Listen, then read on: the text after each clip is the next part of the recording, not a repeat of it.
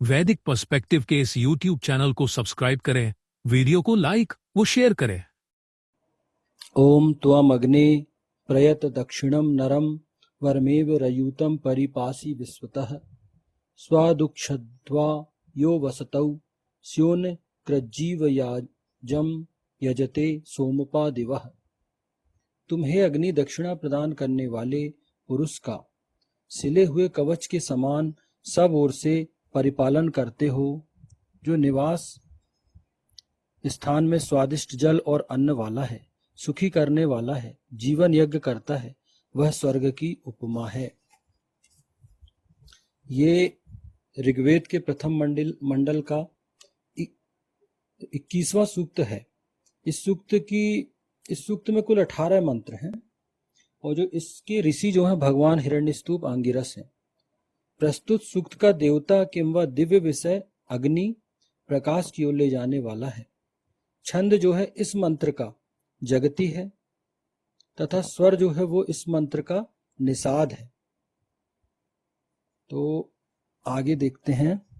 तुम हे अग्नि दक्षिणा प्रदान करने वाले पुरुष का सिले हुए कवच के समान सब ओर से परिपालन करते हो।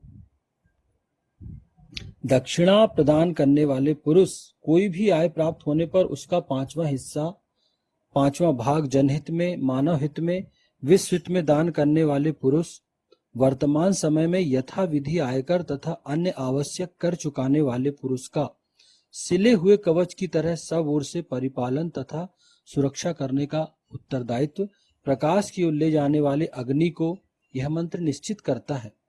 अग्नि का यह व्यवहार ही लोगों को प्रकाश की ओर ले जाने वाला होगा। हाँ, तो वही जो पहले के भी मंत्रों में भी चला आ रहा है कि दक्षिणा देने वाला मतलब अपनी आय का जो 5वां हिस्सा आय पंचमांश के रूप में, कर के रूप में जो प्रदान करता है, जो व्यक्ति, जो ईमानदारी से जो भी व्यक्ति हो, एक आयकर वर्तमान सरकार में भी हम देखते हैं, हम जिस देश में रहते हैं उनकी एक निश्चित सीमा है कि इतनी आय पर आपको इतना आयकर देना है। लेकिन क्या होता है जब आयकर देने का समय आता है तो लोग ये प्रयास करते हैं कि आयकर ना देना पड़े।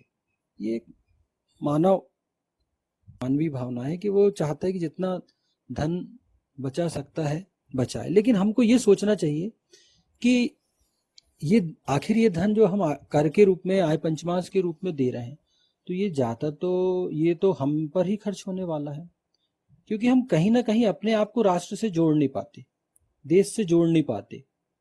हम वहां पर ऐसा सोचते कि नहीं ये शासन को जा रहा है, हम ये बात करते अरे शासन को जाएगा, इससे अच्छा बच जाए, ये कहीं यूज हो जाए, तो हम उसके चोर दरवाजे जो है वो तलाशने का प्रयास करते कि यार यहाँ बच जाए, इतना यहाँ बच रहा है, इतना यहाँ बच रहा है। जबकि हमारी भावनाएं क्या होनी चाहिए कि ये देश हम, जैसे घर हमारा है, परिवार हमारा है, जिस घर में हम रहते हैं उसकी हमारी जो कर्तव्य है उस घर के प्रति, उस घर में रहने वाले लोगों के प्रति, अपने परिवार के प्रति, हम वहाँ बहुत ईमानदारी से अपने कर्तव्यों का पालन करने का प्रयास करते हैं। तो यही कर्तव्य पालन हम देश के साथ क्यों नहीं करते? क्योंकि देश भी तो हमारा है ना, देश भी तो, हम उस देश के अंदर ही रह रहे हैं। तो देश चलेगा कैसे? देश का जो आर्थिक व्यवस्था, अर्थव्यवस्था जो है किसी भी देश की, वो कैसे सुचारू रूप से चलेगी जब उस देश में रहने वाले आम जन ईमानदारी से अपना आय पंचमांश या दान, या उसको आयकर कह लो आप, आयकर समय पे चुकता करे, ईमानदारी से चुकता करे। और जब आयकर दें शासन को, सरकार को, तो एक गर्व का भाव हमारे अंदर होना चाहिए। हमने अपनी आय का इतना भाग, इतना कर टैक्स के रूप में हमने सरकार को दिया, तो ये हमको प्रसन्न होना चाहिए इस बात पर कि यार हमने अपने देश की अर्थव्यवस्था में अपना योगदान दिया। क्यों? क्योंकि वो पैसा रिटर्न आपके ही पास आने वाला है, किसी न किसी माध्यम से, सुरक्षा के माध्यम से, दैनिक जीवन की पूर्ति के माध्यम से, आपको मिलने वाली सुविधाओं के माध्यम से वो धन आपके पास ही आने वाला है। तो ये तो हो गई कि जो आय जो आय पंचमांश देता है, कर देता है अथवा दान देता है, वेद में उसको 5वां भाग निश्चित किया गया है वेद में कि 5वां भाग जो है वो जनहित में दिया जाए, शासन को दिया जाए। तो उसको कर भी कहा जाता है, टैक्स भी, हम समझे तो टैक्स। ये हम उससे मैंने ये समझा है कि ये एक्चुअल में होता क्या है।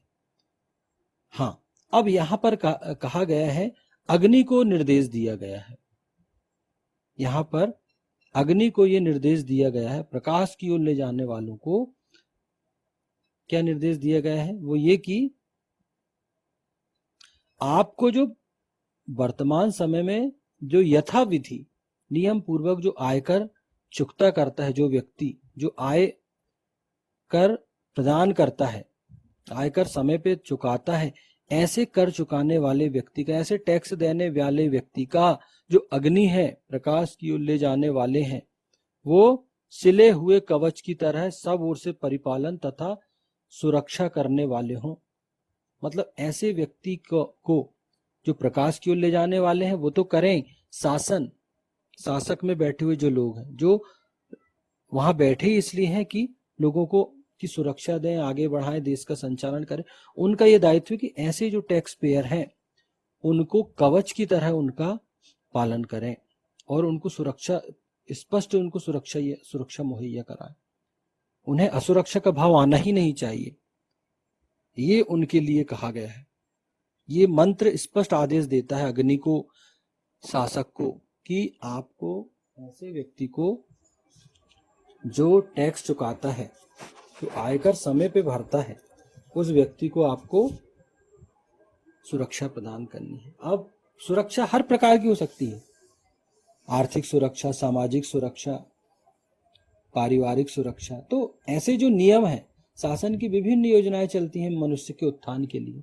तो जो वाकई में जो समय पे अपने टैक्स पेई हैं, उनको, शासन को या शासन में बैठे हुए लोगों को, उनको विशेष ध्यान देना पड़ेगा कि भैया उनको आप देखें कि वो कितने पर कितना टैक्स चुका रहे, तो उनको जो विशेष सुविधाएं मिलती हैं वो प्रदान करें। कुछ एक्स्ट्रा सुविधाएं भी शासन दे सकता है उनको।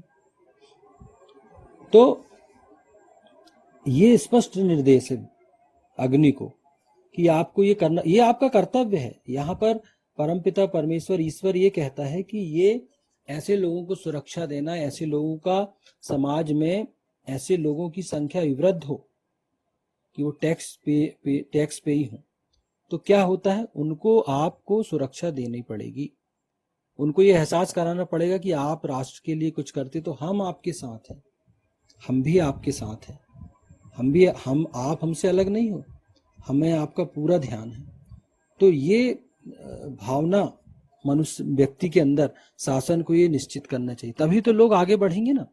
फिर अग्नि का यह व्यवहार ही लोगों को प्रकाश की ओर ले जाने वाला होगा।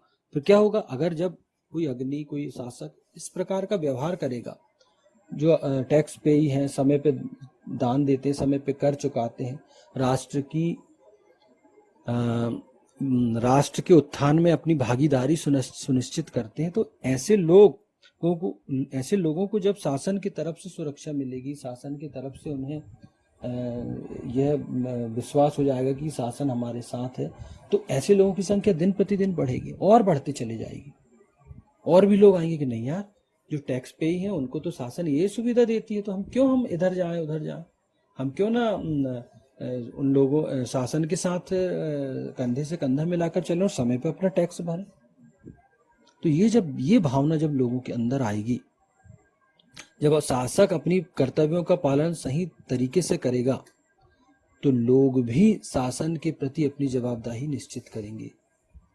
और ये होना भी चाहिए। ये एक श्रेष्ठ लोकतंत्र की ये सर्वप्रथम डिमांड है कि दोनों का एक दूसरे, शासक का प्रजा पर, प्रजा का शासक पर, एक दूसरे पर विश्वास होना चाहिए।